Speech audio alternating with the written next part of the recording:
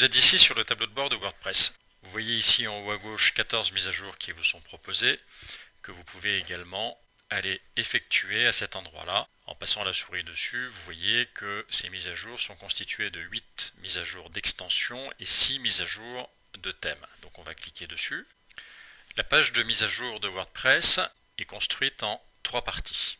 Première partie, les mises à jour du moteur WordPress, du logiciel ou du CMS, vous l'appelez comme vous voulez. La deuxième partie est des extensions. Ces extensions correspondent aux plugins, aux widgets, ou autrement dit aux différentes fonctionnalités que vous avez installées sur votre site internet ou qui ont été installées par défaut. All-in-One SEO Pack, par exemple, est installé systématiquement par défaut sur One&One et c'est un plugin qui va vous permettre d'améliorer le référencement de votre site internet.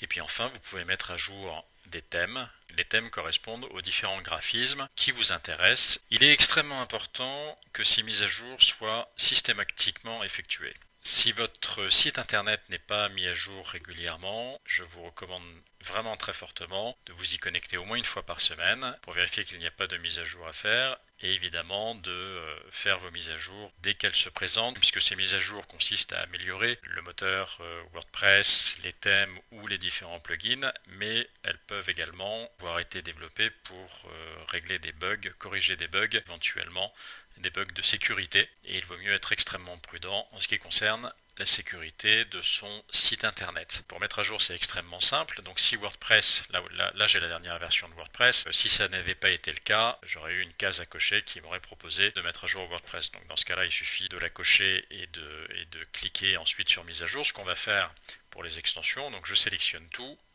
et je clique ensuite sur mettre à jour les extensions. Et je vais procéder de la même manière pour les thèmes. Alors donc on est obligé de mettre à jour chaque catégorie, le moteur WordPress, les extensions et les thèmes. Donc je sélectionne tout et je clique sur mettre à jour les thèmes.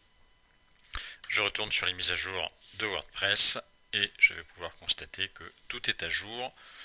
Donc j'ai bien mon moteur, mon logiciel, mon système, vous l'appelez comme vous voulez, WordPress, qui est à jour, ainsi que mes extensions et mes thèmes. Voilà, à faire au minimum une fois par semaine. Donc